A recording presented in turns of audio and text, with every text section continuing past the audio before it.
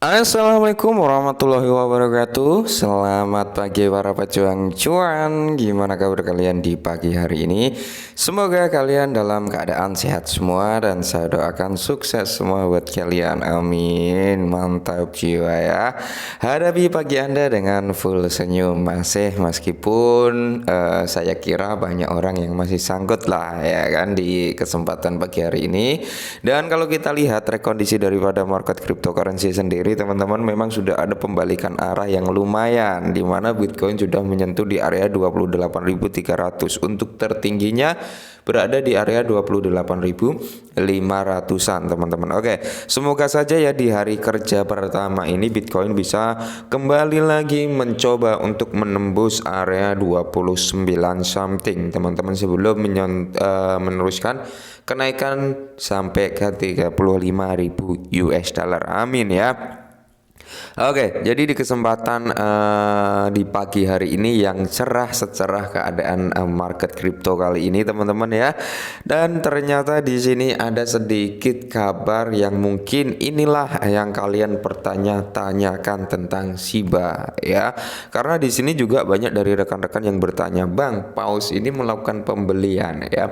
Paus ini melakukan penyerokan, tapi kok nggak ada efeknya terhadap harga?" Ya, mungkin salah satu informasi ini akan menjawab semua pertanyaan teman-teman, atau akan terungkap lah kenapa kok nggak naik ya, kenapa kok cenderung begini-begini aja harganya. Nah, jadi di sini teman-teman ya, sebelum kita melanjutkan ke ranah pembahasan yang lebih dalam lagi, perlu saya ingatkan sekali lagi buat teman-teman bahwasanya Shiba ini untuk jangka panjang, oke? Apalagi dengan modal yang minim ya, semisal kita dengan modal $20 ya, $50 atau $100 gitu teman-teman. Jangan berpikir sehari dua hari atau seminggu dua minggu kita menjadi seorang jutawan baru ya. Kalian lihat saja nanti ketika masa bull run datang, di mana semua aset itu membentuk new ATH-nya, biasanya seperti itu.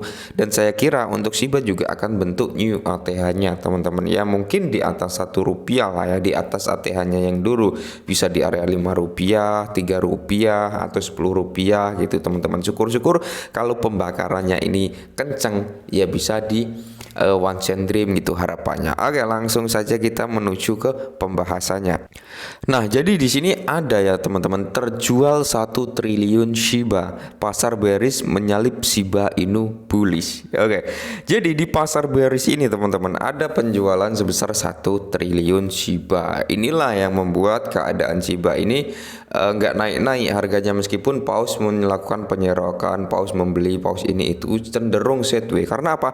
Di sini terjual banyak, Paus juga akumulasi banyak. Maka dari itu antara penjual dan pemberi ini saling bergelut gitu ya kan, dimana penjual ini ingin dapat untung dan mungkin berharap Shiba turun dengan penjualan cukup besar.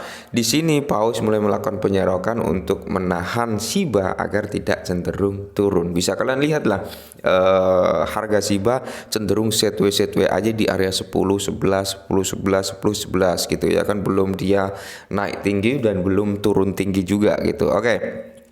Jadi di sini tren bearish mengalahkan harapan bullish bagi investor Shiba Inu ya, bisa dikatakan seperti itu. Nah, jadi di sini seperti yang diungkap Into the Block, jumlah total Shiba Inu terjual melebihi jumlah pembelian sebesar 37,11 miliar. Nah, ini adalah total penjualan ya teman-teman, itu 37,11 miliar dan membawa total nilai penjualan dalam 24 jam terakhir menjadi 1 triliun. Oke, jadi penjualan dalam kurun waktu 24 jam terakhir ini totalnya teman-teman itu 1 triliun. Nah, tekanan penjual tersebut pada Shiba Inu sejak Selasa, berarti sejak hari Selasa kemarin ya, dan data antara penjual dan pembeli token sudah mencapai 229,7 miliar Shiba pada saat itu. Oke. Jadi di sini pemimpin Shiba Inu Satoshi Kusama memberikan petunjuk tentang kemajuan Shibarium. Kemarin sudah kita bahas. Nah, tindakan harga Shiba Inu Pergeseran inisiatif dari bulls ke bears. Shiba Inu juga terlihat jelas grafik harga token dari puncak yang ditetapkan pada awal minggu. Harga Shiba turun sebesar 6,5%.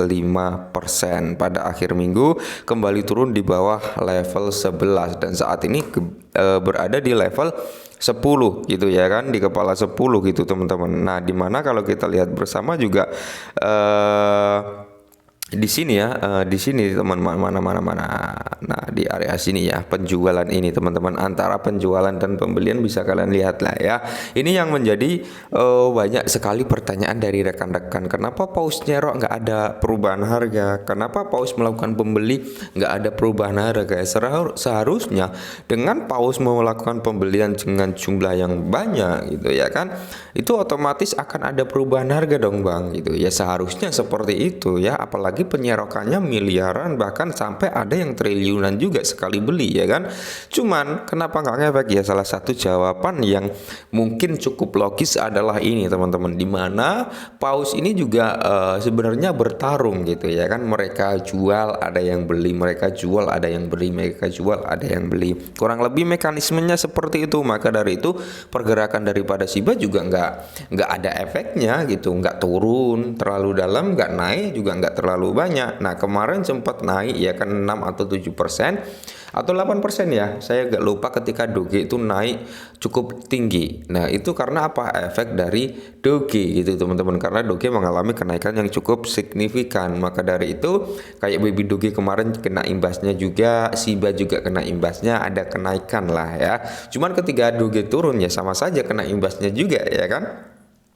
Karena secara logika Doge ini adalah bapaknya crypto meme gitu ya kan, dia orang tuanya crypto meme. Ketika Doge orang tua crypto meme ini mengalami penurunan, kok anaknya bangka ya, anaknya bandel ya, otomatis diselentik dengan gitu lah teman-teman. Jadi otomatis mereka turun, tapi ini simpelnya seperti itu. Maka dari itu saya sempat bilang terhadap teman-teman ya, ketika harga turun seperti ini ya, ini adalah fase akumulasi yang terbaik.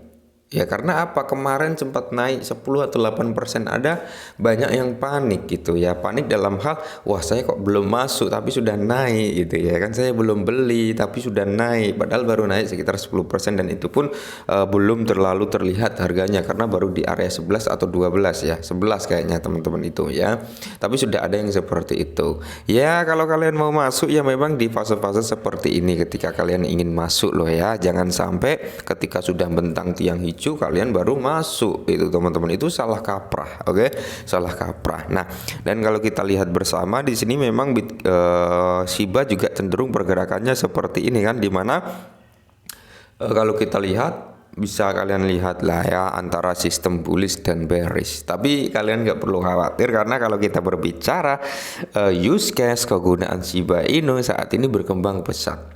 Utilitasnya ada, fundamental atau fondasinya memang dia di dunia nyata ini terbentuk secara konsisten gitu teman-teman, terbentuk secara mantap jiwa. Jadi buat jangka panjang nggak usah takut gitu di Shiba. Karena apa? Gini, meskipun terjadi penjualan cukup besar, kalian bisa jadikan referensi juga atau patokan, di mana beberapa exchange saat ini ya itu lebih dari 5 exchange loh, 6 atau 7 exchange itu sudah ngeluarin data POR, dan di situ mereka pun nyelipin Shiba cukup besar sebagai POR mereka atau dana cadangan. Nah, jadi sekelas exchange besar Binance, terus KuCoin atau Bybit itu ada, Crypto.com juga ada, yang kemarin kita bahas itu apa, aku lupa namanya. Intinya mereka mempunyai POR Shiba Inu. Nah, jadi cukup mantap lah untuk jangka panjang. Oke, mungkin ini perihal Shiba ya, sedikit membantu. Semoga kita semua diberi kesabaran dan salam cuan.